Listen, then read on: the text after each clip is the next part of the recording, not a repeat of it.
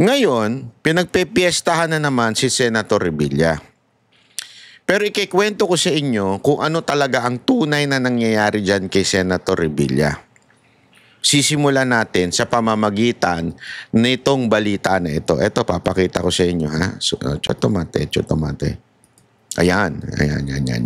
Iyan. Kita niyo yan? Anong title? Nita. Ano yung Nita? Nita question Raps versus Revilla. Ano yung Nita? National Institute for Transparency and Accountability. Ang linaw-linaw na po dyan, ha? Sabi dyan, in a PAC press conference, Nita Executive Director Carlos Ayala raised alarms over the potential prosecution of former Senator Bong Revilla. Sinasabi dito, tatagalugin na lang natin, ha, kasi para mas malinaw ang ating paliwanag dito. Ang grupo na ito ay nagki-question dun sa paratang kay Senator Revilla. Kasi kung maaalala ninyo, nung una, wala naman sa eksena si Senator Revilla.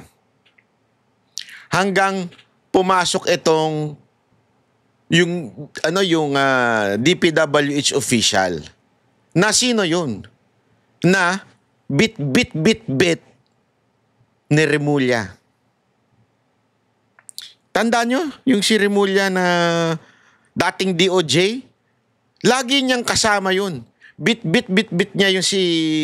ano ang pangalan nun? Si Alcantara ba yun? Chotomate, ha? DPWH. Hindi si Alcantara. Sorry. Si isa. Official.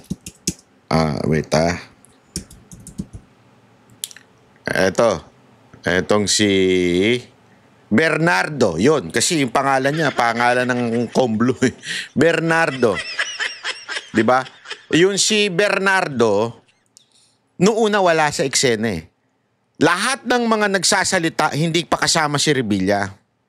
Pansinin ninyo, ha? Sino lang ang nagdala kay Revilla, sa yung pangalan ni Revilla? Si Alcantara, si Bernardo. At every time na umaatin si Bernardo, ang may bit-bit sa kanya, si Remulla. DOJ Secretary pa to si Remulla. At the same time noon, naalala nyo, may inabutan pa na papel, di ba? Yung affidavit ni Bernardo. Di ba? Lagi siyang ganun. Kesyo daw, nung una, sa salita ni Bernardo, wala pa si Revilla. Nung pangalawang mga pumunta, meron na. Yung pangatlo, iba na naman ang kwento, nadadagdagan yung kwento. At every time pumupunta si Bernardo sa Senado, kasama si Remulla. Ganito kasi kwento niyan. Dito sa article na to, sinasabi dito, na itong walang dokumento, walang testigo, walang pisikal na ebidensya, puro kwento lang, hearsay o chismis lang. Yun ang sinasabi nitong article na to. Hindi lang si Revilla pero siya lang inuusig sa parehong salaysay. Dinidiin si Revilla. Yung iba, tinigilan na.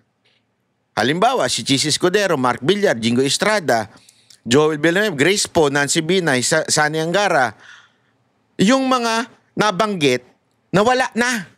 Pati nga si Bam Aquino, sinabi dito eh.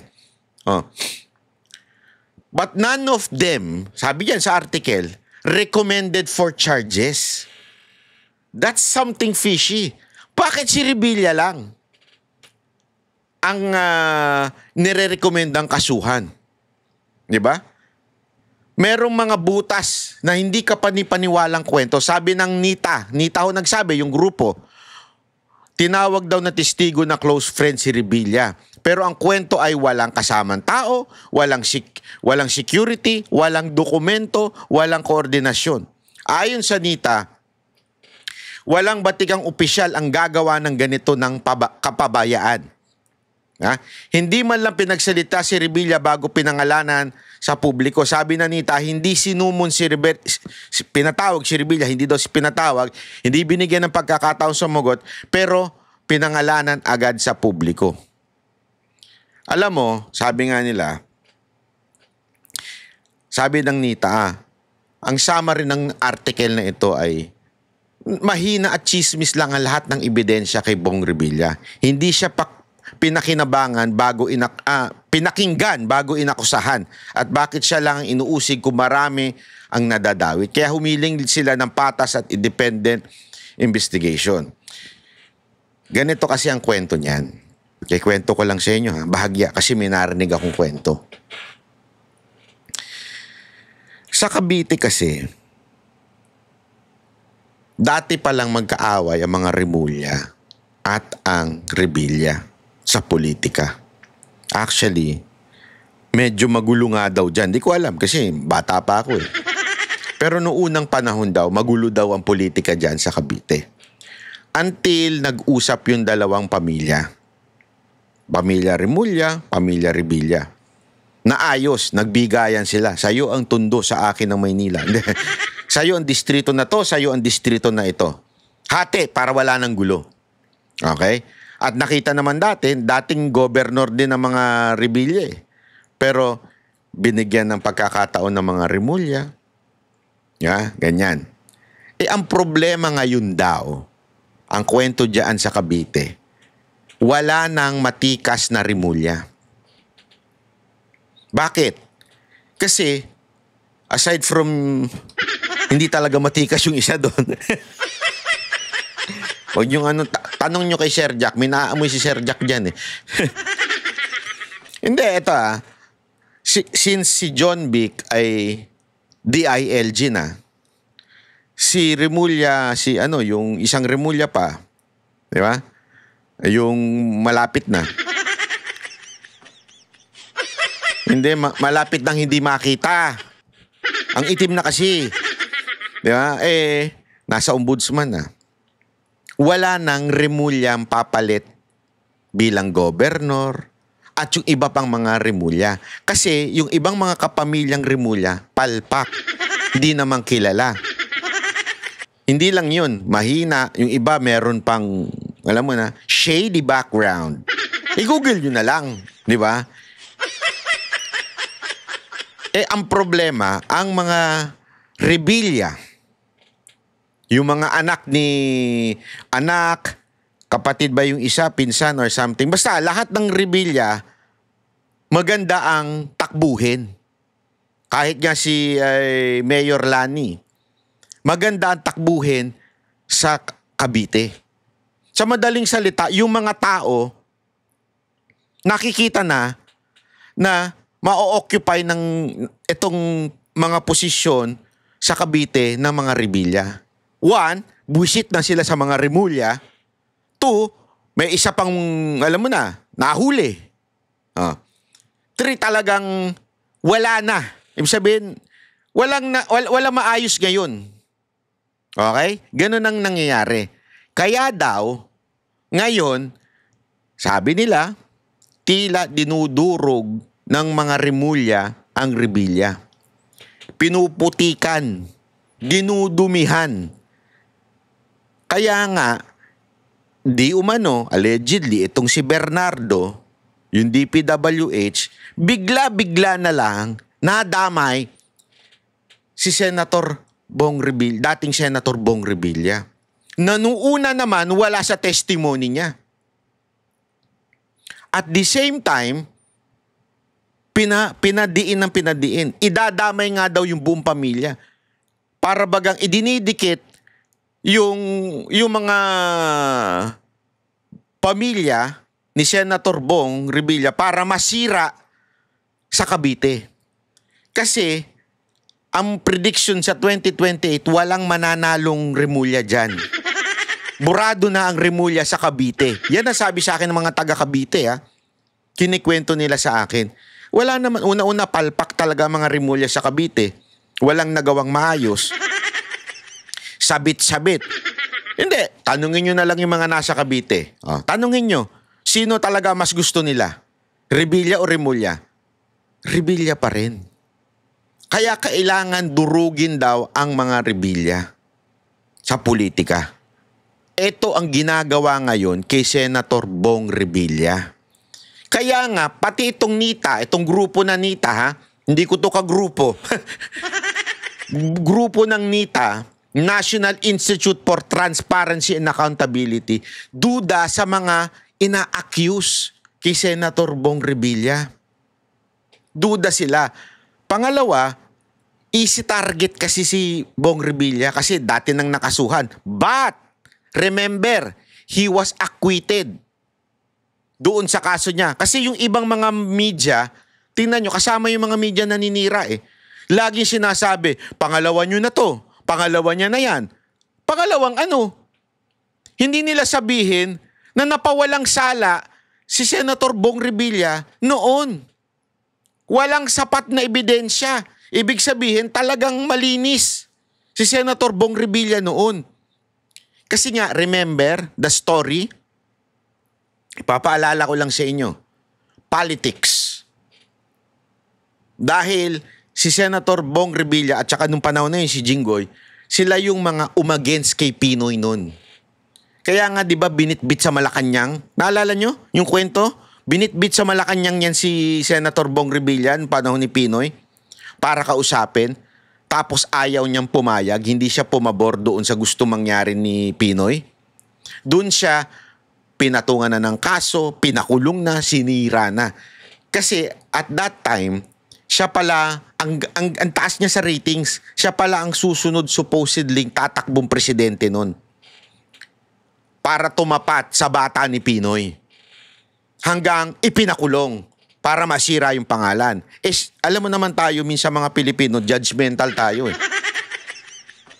Minsan hindi na natin inaalam ang istorya. Basta inakasuhan sa media, sira na. Ganun eh. It's all about perception. So, nung sinira siya sa publiko, sa mata ng tao, perception.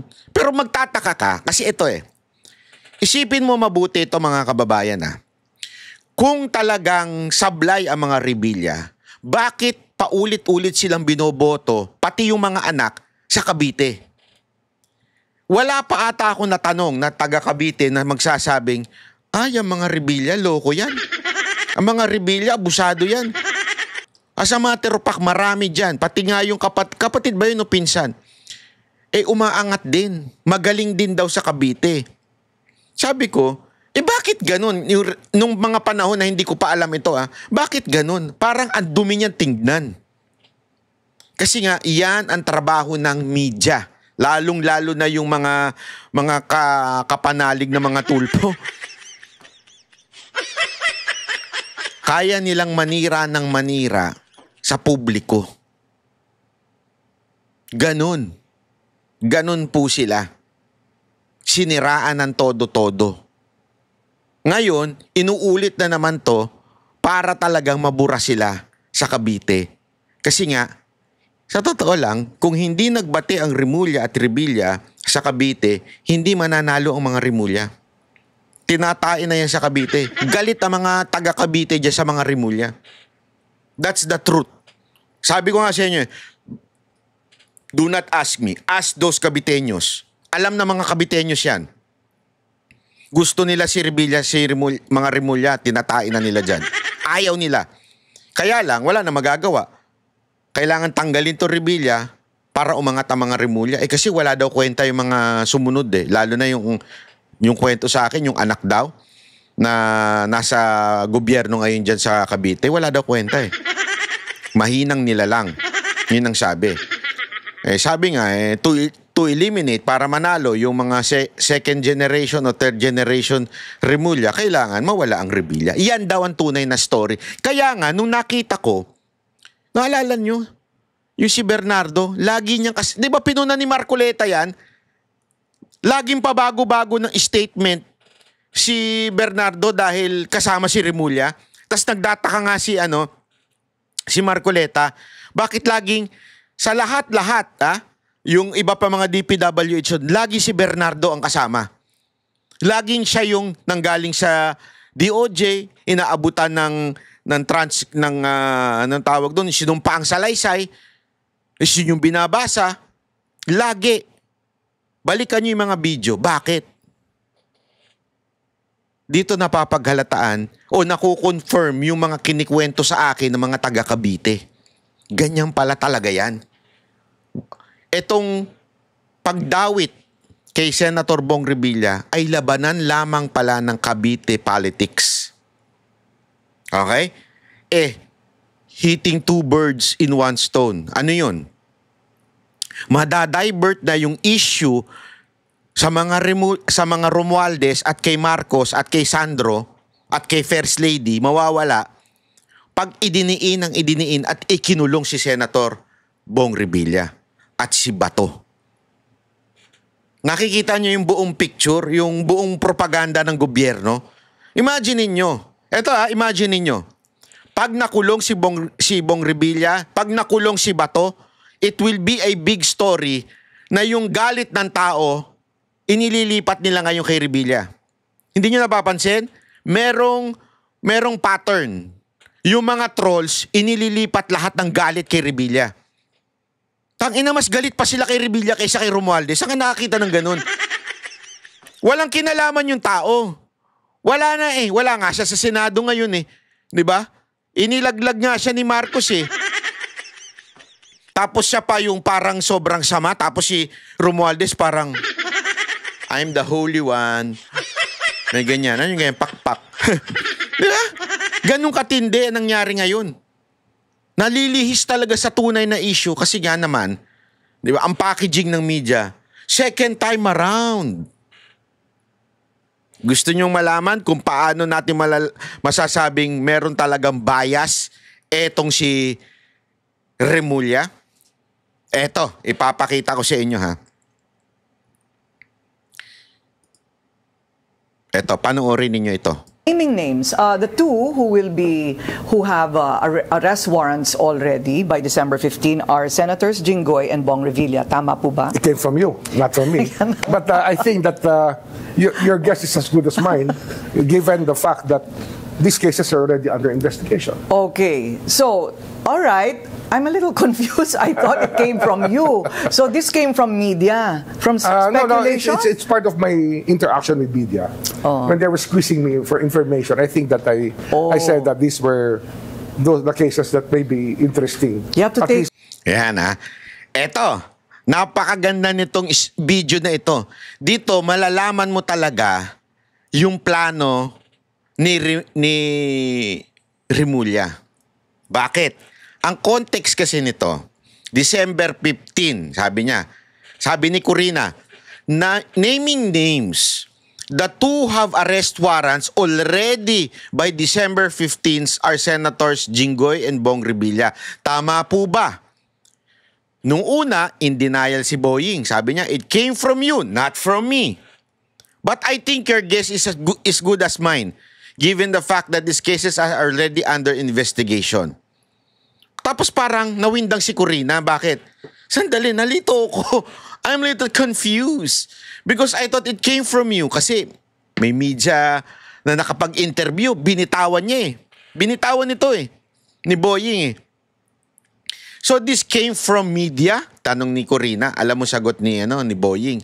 No, it's part of my interaction with media. When they were squeezing me for information. Meaning, talagang nanggaling sa kanya yung information na December 15, makukulong si Jinggoy at si Bong Revilla. Nakita ninyo? Diba? So, planado na. Banat bay? Di ba yan naman ang gusto natin, may makulong? Tama. Pero ito ang punto dito. Pinasasagot pa sila ang kampo. Kasi remember, lahat yan may due process. Pag inakusahan mo, kailangan bibigyan ng pagkakataon ng usually nga 15 days ang binibigay. Ang hiniling ng kampo ng nila Bong Revilla ay 10 araw hanggang December 15 para sumagot. Kasi kinasuhan sila So humihingi sila ng 10 araw para sumagot. Ang binigay nito, December 10 lang. So wala pang December 10. Hindi pa nakakarating yung sagot ni Bong Revilla dun sa akusasyon. Nagigets nyo? Remember ombudsman is not the judge. Parang piskal yan eh. Ipapasa yung kaso sa Sandigang Bayan. Yun yung korte. Sandigang Bayan. Ombudsman, sila lang yung nag-iimbestiga, sila lang yung magsasabing merong probable cause para sampahan ng kaso ito. So yung ombudsman, humingi pa ng sagot. Eto yung nag-akusa sa'yo. Sumagot ka. Sabi ng Revilla, pwede ba 10 days? Sabi ng ombudsman, hindi, hanggang December 10 lang.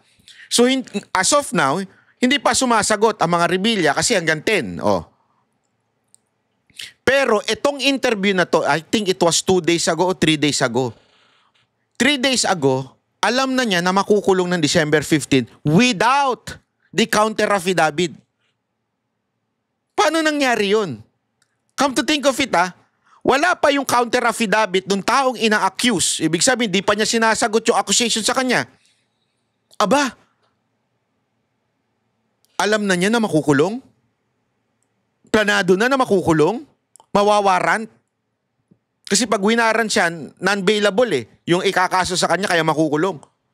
So, alam mo na mabibigyan sila ng warrant on December 15 without yung counter affidavit nung ina-accuse na tao. Paano nangyari yun? Tangina, hindi binasa? Hindi binasa. Hindi babasahin pala. Hindi binasa. Hindi babasahin. Kasi nga wala pa yung counter affidavit hanggang December 10 pa So, without looking at the counter affidavit, you have already decided in your mind that these two people will have a warrant. Gago! What kind of lawyer you are, if you are a lawyer? I mean, any lawyer that you would ask. Imaginein mo, halimbawa ako, may kaso ko, halimbawa, kinasuhan ako ni Saldico. May talaga namang kinasuhan niya ako. Binibigyan ako ng korte ng pagkakataon. Darating sa akin yung darating sa akin yung demanda ni Zaldico. Dumaan sa korte yan. So, from Zaldico's lawyer, pupunta sa korte, may receive, sasabihin ngayon ng korte, "Hoy, ikaw, Banat Bay, sumagot ka sa akusasyon na kinakasuhan ka nito. Sumagot ka." In 15 days. Usually 15, minsan 10, di ko alam. Depende yan sa judge kung ano sasabihin. Usually 15 days. Pasasagutin ka. Sasagot ka ngayon. Pak. Yeah? Usually, humihingi pa nga na extension yung iba. Ako sasagot. Pero yung judge, nag-announce na sa media. Sabi nung judge, hindi pala judge. Fiscal, sorry. Sorry for the term. Sa fiscal kasi muna pinapasa yung complaint. Sabi nung fiscal, sa media nagsalita bigla. Yan si Banat Bay, magkakaroon niya ng warrant sa date na ito. Sandali, pinasasagot mo pa ako Hinihinga mo ako ng counter affidavit ba't mo sinabi magkakawarat na ako? Anong tawag mo doon sa fiscal na yon? Di ba? Anong tawag mo doon? Ang linaw nun, mga kababayan. Ganon ang ginagawa nito ni Remulla. Bakit alam mo na nabibigyan siya ng warrant? Alam mo na. Hindi pa nga siya sumasagot. Kasi nga po, doon sa kwento natin na ito ay all politics. Talagang gustong itumba ang mga Revilla sa Cavite. Tanungin ko kayo, bakit? Bakit? Look at the voters counting sa Cavite. Cavite ang isa sa pinakamadaming botante. And we all know the Revilla support VP Sara Duterte. As a matter of fact, the entire family of Revilla did not sign the impeachment complaint of VP Sara Duterte. Kahit yung mga anak ni Senator Bong Revilla na mga congressman, party list congressman, hindi pumirma sa impeachment ni VP Sara Duterte. Kaya nga siya nilaglag ng administrasyon ni Marcos. Naalala ninyo? Itong last election, nalaglag siya. Alam nyo, hindi naman sa sobrang popular ni Bong Revilla. Parang maraming nagagalit dyan. Parang si Senator Robin Padilla, maraming galit. Pero pag nakita nyo sa rally yan lang ang hinihiyawan Nung panahon ano ba ito, yung bagong alyansa nila, yung team ni Marcos, ang hinihiyawan lang talaga doon si Bong Revilla. Kasi artista eh. Popular talaga siya. Pero nalaglag. Sana man lang naging kulelat eh. Nalaglag at pumasok mga pinklawan na hindi naman nangampan niya. Saka nakakita nun. That's a pretty obvious way para ilaglag yung tao. Bakit? Kasi nga, kilala ang Revilla na supporter ni VP Sara Duterte.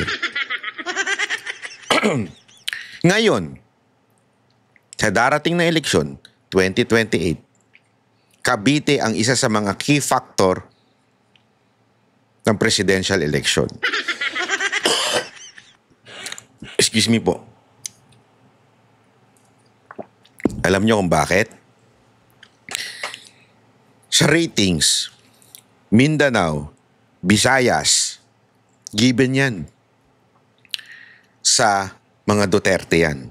Pero remember, sabi nga nila, I think 50 or 45%. Tanong nga natin kay ano. How many percentage the voters of Luzon?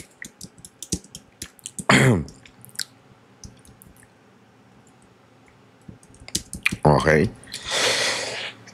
Excuse me. Sorry naman. Daldal mo kasi.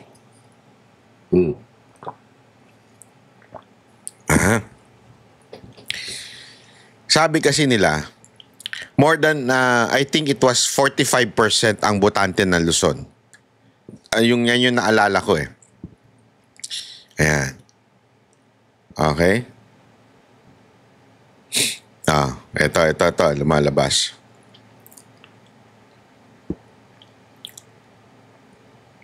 Ayan, sabi dito, 54.5% nasa Luzon. Okay, nasa Luzon yan. Ibig sabihin, given na Mindanao at Visayas, majority yan. Nakita sa ano yun doon sa huling survey. VP Sara yan. Pero remember, may 54.5% ang Luzon. At ang kabuang botante ng Cavite ay napakalaki. Ayan, nakalagay dyan, no? Cavite bilang bahagi ng Luzon, 2.4 million. 2.447 million. So, ibig sabihin yan, 6% ng botante ng Luzon nasa taga Cavite pa lang. Ang laking factor niyan. Alam natin, mas pinaniniwalaan sa Cavite ang mga Revilla at supporter ni VP Sara Duterte. Alam naman natin, sigurado na ang Rimulya, ang ikakampanya niyan, yung administration slate ni Marcos. Kung maaalala ninyo, ganyan din ang ginawa nila nung panahon kay Pangulong Duterte. Alam ko yan kasi kasama kami sa kampanya eh. Last minute nagdesisyon lang ang mga Rimulya na papasukin ang mga Duterte. No choice na sila, kailangan na nila sumipsip. Kasi grabe na yung trend kay Pangulong Duterte. Naalala ko noon, wala ka nang madadaanan pag siya ang nangampanya at umikot. Wala na silang choice. Kailangan na nila suportahan si Pangulong Duterte. Pero nung una, ayaw nilang papasukin dyan sa Cavite. Ganyan kasi sila maglaro dyan, itong mga Rimulya. Talagang wawasakin ka pag kakalabang ka. Actually, may nagkwento nga sa akin na pag nagmi-meeting daw sa Malacanang, itong si Marcos, ang talagang nagmamaniubra ng mga desisyon sa Malacanang ay walang iba kung hindi ang Rimulya, si First Lady, at si Romualdez. Si Marcos, tunganga lang daw. Ganyan lang.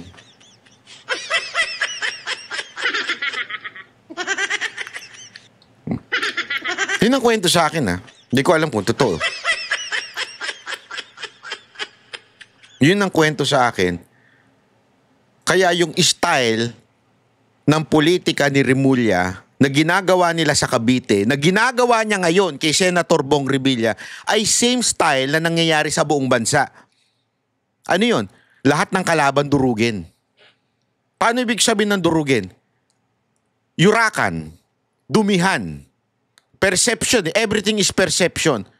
So, dudumihan nila ng dudumihan ng kalaban, pakakasuhan nila para magmukhang may kasalanan. It doesn't matter to them whether they're convicted or not.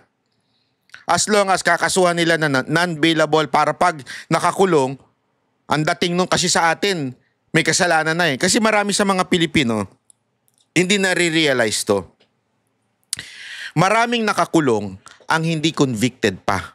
At marami nga dyan, naubos na ang panahon nila, nasa loob ng kulungan, tapos biglang mapapawalang sala. Dahil lang wala silang perang pangbayad ng abogado, tumagal yung kaso nila. Kasi meron tayong mga tinatawag na non-bailable. Halimbawa, meron kang kaso, hinuli ka, kinasuhan ka ng non-bailable case. Lalo na itong mga ikakaso kila Senator Bong Revilla. Kaya yun nangyari kay Bong Revilla at kay Jingoy Estrada. Nakulong sila, tapos eventually sinabi ng korte, wala silang kasalanan. Pero nakulong na sila. Ganong katindi ang ano sa atin. It took time. Ano nangyari nun? Basta, buong administrasyon ni Pinoy, kulong sila. Inuulit ngayon. Ganong kasama itong gobyerno to. Alam mo, nung panahon ni Pinoy, yan yung ayaw na ayaw natin eh. Actually, yan yung ayaw na ayaw ng mga Marcoses din nung panahon na yun. Bakit? Lahat ng mga, di ba yung panahon ni Cory, panahon ni Pinoy, lahat ng kalaban, pinapakulong, kinakasuhan. Ganun na nangyari nun eh. Galit na galit ang mga Marcos nun. Ngayon, yun din ang ginagawa nila. Pinakukulong, pakukulong, tapos wala na silang pakialam whether convicted o hindi. Basta importante, during my term as a president, kulong kay lahat. Anong patunay nito? The Hague. The Hague ang patunay nito. PRRD, patunay niyan. Ikinulong ng walang kasalanan, walang kalaban-laban, pinadala sa ibang bansa. Alam nila na sobrang powerful ni Pangulong Duterte pag sumama ng mga rally, pag nangampanya. Remember, tignan nyo ito kailan nangyari na napakulong si Pangulong Duterte? Sa The Hague. Kailan siya dinala doon? Before the senatorial election 2025. It's all about election. 2028, it's another election coming. Sabi nga nila malapit na yan. 2026 na next year, simula na ng 2027, simula na ang kampanya. So talagang sobrang lapit na yan. Anong gagawin? Pilayan ang lahat ng kaalyado ni VP Sara Duterte. That's their goal. Pilayin lahat. Lahat na may hawak. Kaya sabi ko sa inyo, una lang to si Senator Bong Revilla, una lang to. Again hindi ko pinagtatanggol ito. Ang sinasabi lang natin, yung katotohanan at nakikita nating nangyayari, mga kababayan. Huwag tayo magbulag-bulagan. Eto na naman tayo maloloko tayo, ilang beses na tayo nabudol hindi pala ako kasama dun. Pero ilang beses na nabudol ang mga Pilipino dahil nagpapaniwala lang sa kumpas ng media. Bayad naman ng mga media. Bayaran niya mga yan. So ngayon, ganun ang ginagawa nila mga kababayan. Lahat ng kaalyado ni VP Sara, yung mga malalakas na pamilya, nakita ko nga si Chavit Singson kakasuhan din Mantakin mo. Nagsalita lang ng laban kay Marcos, kakasuhan na nila. Dudumihan na nila. Ganito ginagawa nila Kakasuhan, nilagay ito bilang hitman para kasuhan. Sabihin ng hitman, yung hindi yung hitman na napapanood natin. Hitman, kakasuhan yung mga kalaban. Tapos meron silang hinire na mga trolls, di ba? Panoorin nyo yung pagtatanong nung anak ni Marcoleta, yung congressman ngayon. Pagtatanong niya nung bakit may perang ganito na pinamimigay, may level of networking dyan sa loob ng PCO. Para sa mga merong pinaka-head na mga vloggers, tapos may mga bayaran sa ilalim. may trolls talaga sila. So, gagawin nila, pakakasuhan nila, bababanatan nila para masiraan. Kaya nga tingnan nyo, si Chavit Singson noon hinahangaan, dati, ng mga loyalista. Nung nagsalita, lumabang kay Marcos, lahat ng trolls, inatake siya. Masamang tao, bla bla bla bla bla bla. Pero dati, kampi nila. Kasi, alam naman natin, aside from political influence ng mga Singson, may pera yan. Malaki pera niyan. Inuna na nga nila si Tebes dahil alam nila malakas ang Tebes sa Negros. Si Pastor Kibuloy, binanatan din nila. Bakit? Alam nilang financier, tumulong din. At kita nyo naman kung paano nakakulong pa ito si Pastor Kibuloy kung paano siya tumulong noong 2025 election sa PDP. Todo-todo. Siya lang ang KOJC lang, ang SMNA lang nakakagawa ng simultaneous rally. Ilan yun? Nakikita nyo yun, di ba? Nakabidyo kami nun. Ganong kalupit. Kaya pinilayan din ng todo. Winasak din ng todo. Dudurugin talaga. Siyempre, itong Cavite, dapat ang mga Revilla. Marami pa yan. Basta malalakas, wawasakin nila. At supporter ni BP Sara Duterte. Nakasulat na yan, nakalista na yan. Ito mga ito. Ano na ito? Yariin na ito. Kasuhan na yan. Anuhin natin. Kaya lang, sabi ko nga sa inyo, as always, I keep on telling you, ladies and gentlemen, hindi po natutulog ang Diyos. Yan ang lagi niyong tatandaan. Hindi natutulog ang Diyos. Kasi sabi ko nga, alam mo, natatawa nga ako eh. Actually, sino ba nagsabi sa akin to? Isang banateros nagsabi sa akin to eh. Si Jay ata, sabi niya. Di ba, kinasuhan ka rin ni Sam Versosa? Yung tumakbong mayor ng Maynila na support. I mean, hindi support na yung literal. I mean, yung mahinang tumakbo. Ibig sabihin nun, yung walang kwenta, yung irrelevant na tumakbo sa Maynila ni si Sam Versosa, dating congressman. Ngayon, may balita ang bilyonaryo na nababanggit siya.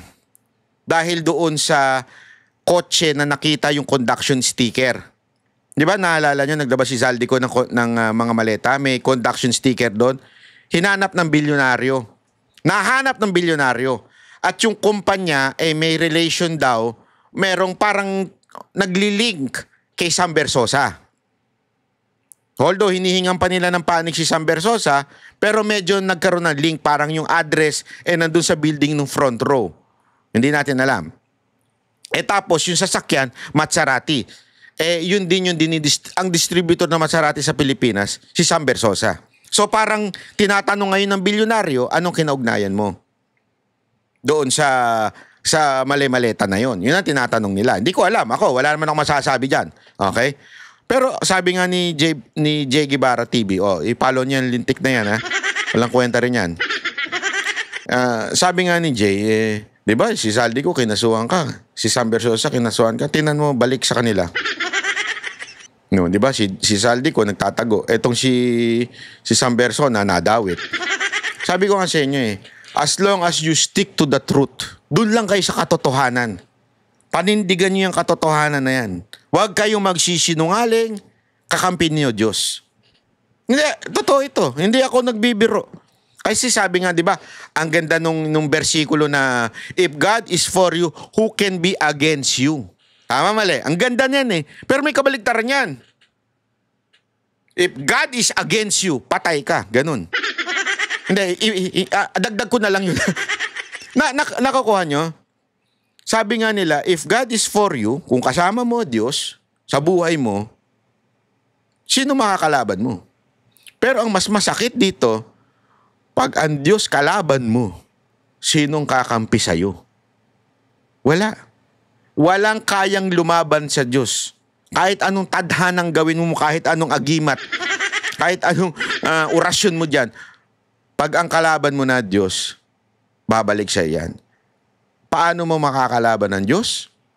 Pag ikaw nandedehado ng kapwa, injustice, pag ikaw ay nagsisinungaling, diba? Yung truth, kailangan nandyan lagi yan. Babalik sa'yo at babalik sa'yo yung consequence niyan. Kaya nga sabi ko sa inyo mga kababayan, let's just stick on the truth. Etong mga nangyayari sa Pilipinas, matindi ho ito. Lahat ng kasinungalingan kaliwat kanan. Fake news kaliwat kanan. Yeah? Pinagpaplanuhan ng impeachment ni BP Sara Duterte. Lahat pinagpaplanuhan. Lahat ng kakampi ni BP Sara Duterte pinagpaplanuhan. Para lang talaga madurog ang mga Duterte sa Pilipinas.